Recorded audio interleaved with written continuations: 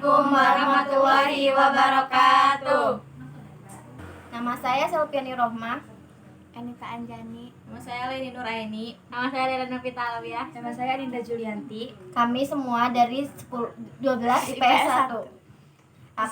Di sini kami akan mempresentasikan materi evolusi mengenai teori evolusi.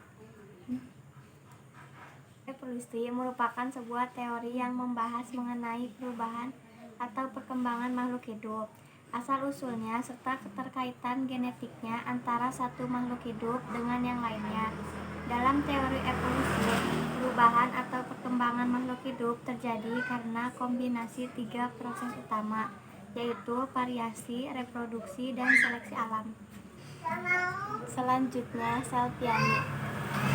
menurut para ahli dari James Lama memiliki 2 gagasan mengenai evolusi. Gagasan pertama berkaitan dengan bagian tubuh yang digunakan dan tidak digunakan oleh makhluk hidup.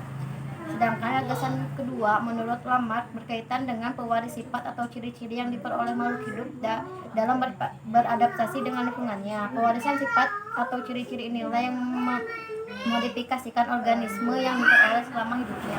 Contohnya jerapah yang disebut berleher pendek, tapi karena lehernya terus-menerus menjulur untuk mendapatkan daun di pohon yang tinggi, leher jerapah mulai menjadi panjang. Leher panjang inilah yang diwariskan ke semua turunannya.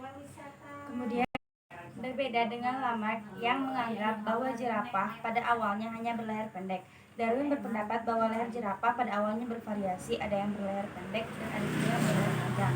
Lewat proses seleksi alam, jerapah berleher pendek akhirnya punah dan jerapah berleher panjanglah yang berhasil bertahan hidup dan bereproduksi hingga saat ini. George Louis Leclerc percaya bahwa bumi sudah berusia sangat tua, lebih dari 7.000 tahun. Oleh karena itu, ia memperdapat bahwa makhluk hidup sudah ada dan berkembang selama masa usia bumi berdasarkan pergerakan migrasinya. Akibat dari pergerakan migrasi tersebut, makhluk hidup pada akhirnya harus beradaptasi dengan lingkungan barunya. Pola adaptasi itulah yang menyebabkan makhluk hidup berevolusi karena ada interaksi partikel organik yang memicu perubahan pada tumbuh makhluk hidup. Menurut Anaximander berpendapat bahwa asal mula kehidupan di bumi adalah lautan. Maka dari itu, semua makhluk hidup yang ada di bumi, termasuk manusia, pada awalnya adalah ikan. Saat panas matahari menyebabkan munculnya daratan di bumi, makhluk hidup mulai berpindah ke daratan. Menurutnya, hal itu membuat terjadinya evolusi makhluk hidup dari ikan menjadi berbagai makhluk hidup darat, termasuk manusia. Nah, itu semua pengertian dari evolusi dan menurut para ahli dari kelompok kami. Sekian dari kami. Wassalamualaikum warahmatullahi wabarakatuh.